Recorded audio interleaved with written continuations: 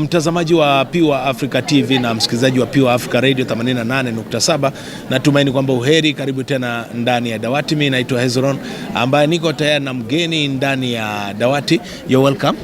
Thank you so much. I kindly introduce yourself for the benefit of the viewers. Thank you. I'm Consolata Borr. I come from Eldoret. I work at Ambath MTRH. I do lab services for sickle cell disease and hemophilia diagnosis. Maybe how long have you been in this field? I have been here since 2012, around 14 years ago. Yeah. You have been meeting with the different patients that are coming to you from different backgrounds, and they are giving you explanation concerns what they're going through. Maybe what can you be able to tell that person that is viewing you right now and could like to get at least something that can make him and motivate him so to keep in touch of struggle, pushing and accepting the situation that he is or she is? For sure, yeah. We have been meeting a lot of people, patients. I call them patients currently because there are so many and they are coming from different peripheral facilities within Western Kenya, and I've been able to move all around with the help of the program for sickle cell disease and for hemophilia patients, doing the screening, during the support group, during the different forums. We go there and do the mass screening, and from that now we are able to get those at risk. They didn't know their status, so we used to go there and do it with the different devices like Hemotype AC kit. We are able to do with sickle scan kit and Hemex for the screening, and I saw electrofocusing for the screening of the sickle cell patient. And for the hemophilia patient, we have been doing with the help of a family tree, getting those at risk from the existing. And then through that, we call them, we draw samples, and then we test them, and then we enroll them to the clinic.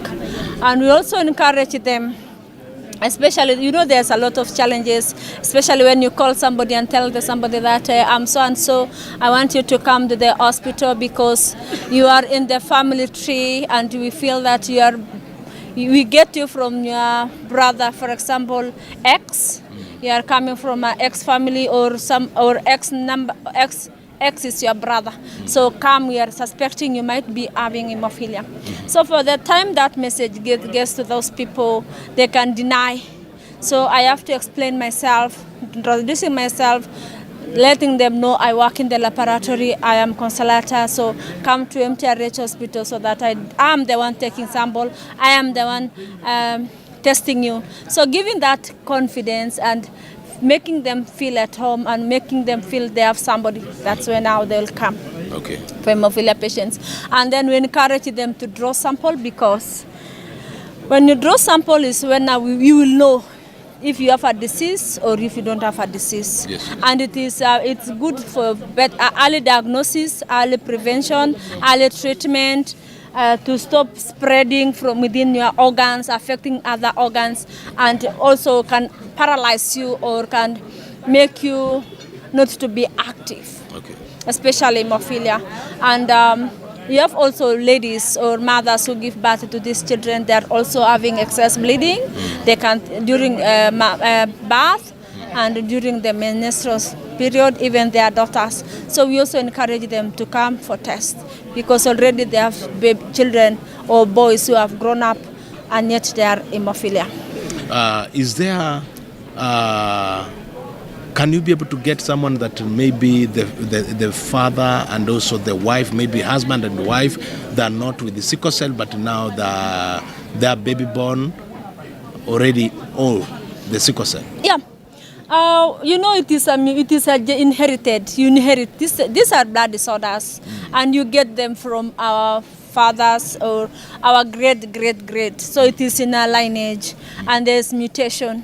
So you can get a man who wants to marry, and then the lady maybe is SS, which is a sickle cell warrior, or a trait, HBAS, which is a trait.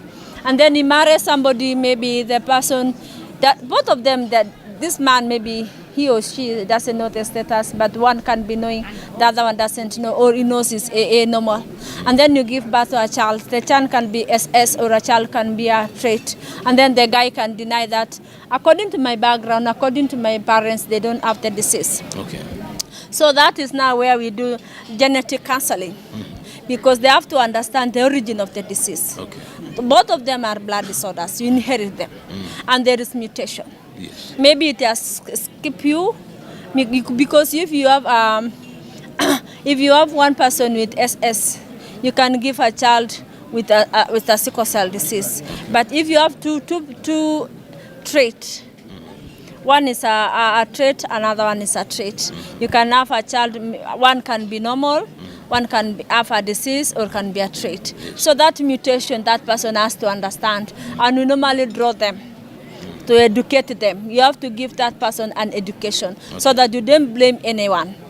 And you know that your children, even if you are A, and maybe your parents, they had it, or great, it has skipped you, but what of your sister and your brother? Okay. And maybe they have not tested them. Unless they are tested is when they will know if they have the disease or not. Maybe when it comes to the testing, yes, screening, yes, do they accept it so quickly or easily? And is there any reason of anyone to go and do screening and testing for sickle cell? Yeah, it's a good question. It's a good question, especially accepting it. We started by nowadays. Okay, we started by doing it at the grass during the birth.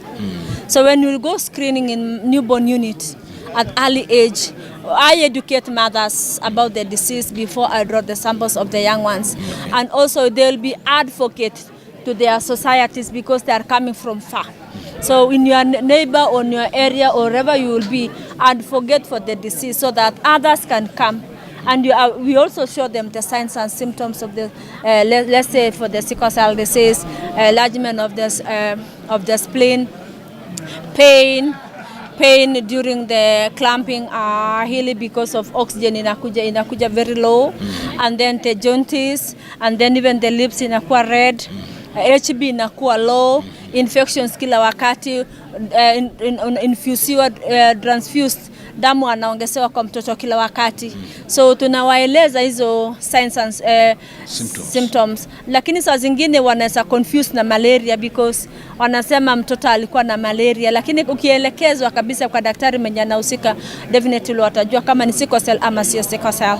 So tunawaeleza mapema ili wajitokeze, waweze kupima mapema ili ipunguze, ama huyu mtoto pia asaidike asiendelee kupata na crisis mingi, because sickle cell disease iko na crisis mingi, because red blood cells iko in round shape. Lakini sasa kikuwa na shida inakuwa na sickle ama inakuwa clamps inashikana. Sasa wakati damu inatakikana kupenya, haiwezi, because ile zingine inazuia pale bone marrow. Sasa wanapata uchungu sana. Sasa tukianza mapema kuscreen, hata kueleza mapema itakuwa nzuri. Lakini tukaeleza kama wameshaendelea kabisa na wametembea hapa na pale kitafuta matibabu na hapati, wengine wanaweza kubali kwa haraka, wengine wanaweza kataa. Lakini inabidi sasa, kwa sababu tunataka tumuokoe huyu mtoto mwenye tumepata na ugonjwa, lazima tuwapatie education. Kitu ya kwanza kueleza hii ugonjwa ilifikaje, na tena kuwapa moyo ya kwamba tunatembea kama wakati tuko na advocacy ama support group, ili mama asione ni mimi peke yangu niko na watoto wanne, na mwingine pia pale anapotoa ushuhuda yake, huyu atakuwa comfortable akisema ndio, kumbe sio mimi peke yangu, changamoto yenye nilikuwa napitia sio mimi peke yangu, wale wamenimotivate na tuko wengi. Na tunaweka pia kwa support group. Na kwa hemophilia, kwa sababu ina affect Y chromosome vijana peke yake, lakini mama anaibeba hiyo ugonjwa, inashika X chromosome. Sasa mama akimpatia kijana yake moja X, baba anampatia Y, na mama anampa ile yenye iko na ugonjwa. Kwa mfano atakuwa na ugonjwa, lakini wasichana wanaitwa obligate, wanaibeba. Sasa wakizaa watoto vijana, mpaka waipimwe ndio ijulikane kama wako na ugonjwa ama hawana.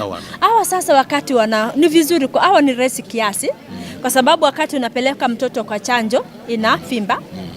Hapa hivi inafimba wakati wa chanjo, na wakati unapotoa jino inakuwa na damu mzito, ina bleed sana mpaka inashikana na kwa mzito. Na tena akijuma hapa hivi kwa gums inakuwa na damu inakaa mingi, inaganda, inakuwa na thrombosis, ina clot. Alafu tena joints ina swell. Sasa kwa hawa inaonekana haraka sana. Hata circumcision ana bleed sana. Akichikata ana bleed. Sasa tunawaelekeza ili waweze kumeza dawa. Kwa sababu hemophilia wasipomeza hiyo dawa, hiyo bleeding haita stop. Na kumeza kwao kwa dawa lazima tupime ni hemophilia gani, hemophilia A ama hemophilia B. Kama ni hemophilia A, hiyo ni factor 8 na ni very severe, hata bleeding na maumivu, anakuja hospitali kila wakati. Kama ni hemophilia B, hiyo ni severe at least. Lakini hao saa zingine wanagunduanga late kwa sababu severity yao iko juu kiasi, iko chini kiasi, kama wale wa mild. Hemophilia B ni mild, hemophilia A ni severe. Sasa wale wa mild na fadhali kidogo, hata wanagundua baadaye. Lakini wa A ni kila wakati. Okay. Sasa tuna emphasize wapime damu, wajijue vizuri mapema, na pia wale wenye hawajui waweze kujua kupitia kwa hawa. Labda neno lako la mwisho kwa mtazamaji. Asante. Kwa mtazamaji kule, kama sisi wote tunahimizwa tukiwe ambassadors, advocates ya wale ambao wako na ugonjwa na wajijui, ili waweze kujitokeza, waende katika hospitali yenye iko karibu na yeye, aweze kupimwa mapema ili tuweze kuizuia na tuweze kuwasaidia wale ambao wako na ugonjwa waweze kuishi maisha ya kawaida. Kwa sababu hii ugonjwa ya damu mtu anazaliwa nayo, lakini maumivu tukitibu mapema, tuipime mapema, mtu anaishi maisha mazuri tena sana na ataendelea vizuri sana katika maisha yake ya baadaye.